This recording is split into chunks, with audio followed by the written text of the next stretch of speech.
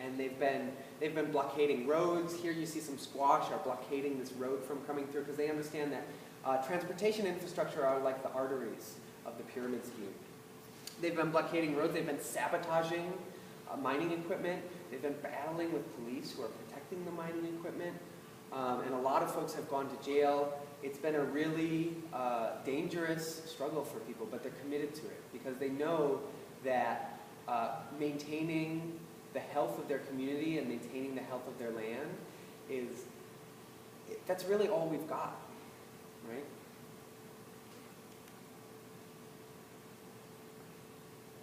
So we need to not only stop these extractive processes from happening, but we have to find alternatives, right? And keeping to the addiction metaphor, we might call it the road to recovery or something like that. The road to recovery is sure to be a long and bumpy one. And I'm humble enough to not even try to pretend like I know the right answer. But I think that a good place to start is with this slogan right here. This says, one no and many yeses. It's a popular slogan of the Zapatistas from southern Mexico. And it means that we need to be unified in what we stand against, but we need to understand that we need diverse solutions for diverse peoples in diverse places with diverse situations and diverse needs.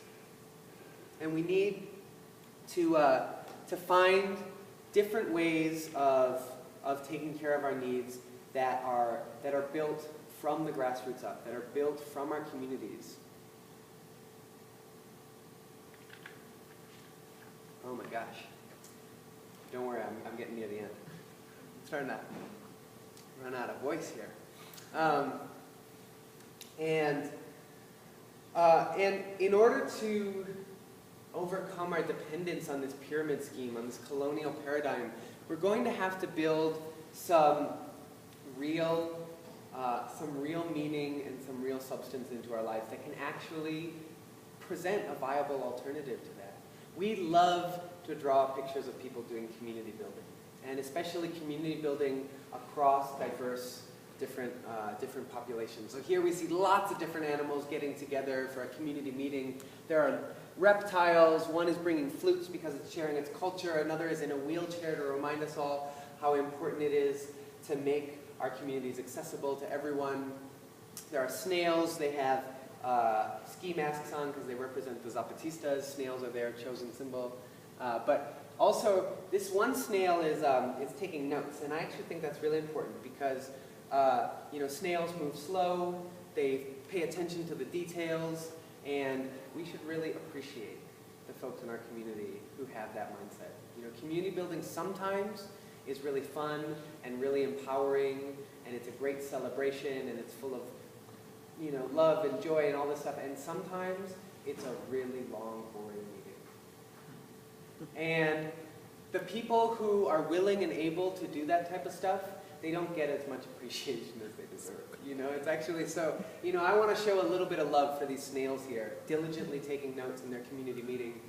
We've got some mammals, including these monkeys. This one is recording the event because maybe they're having one of these people's movement assemblies that came out of the U.S. social forums, these gatherings of people from all across the nation to discuss some of the biggest, most important struggles that we're going through in this country, and trying to spread those ideas and those strategies out to wider audiences.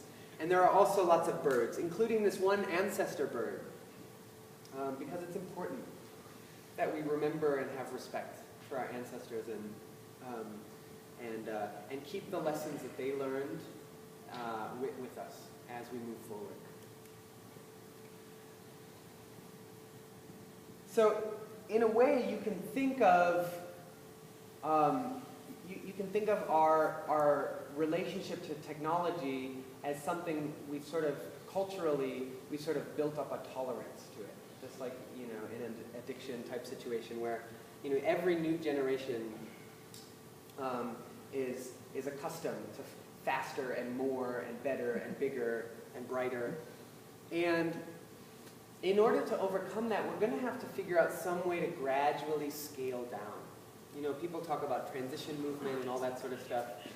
We especially like to draw pictures of sort of human scale technology. Like, for example, this fruit bat is making a smoothie on a bicycle-powered blender.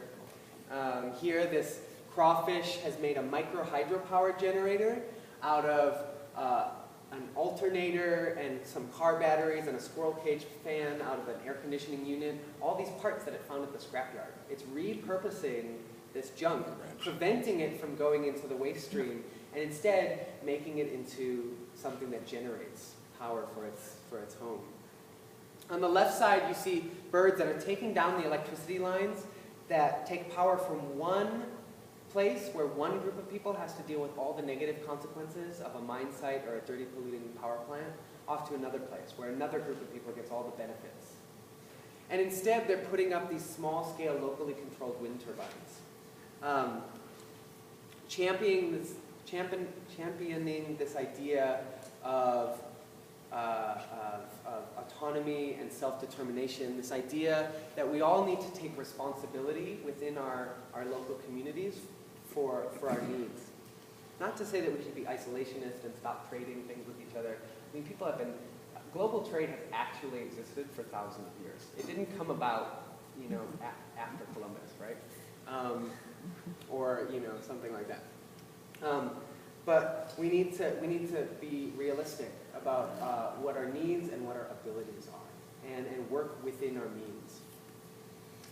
Here in this scene are lots of examples of recycling. There are worms and maggots that are composting, building new topsoil for their community garden. They're also recycling tires and this bulldozer bucket to do some landscaping.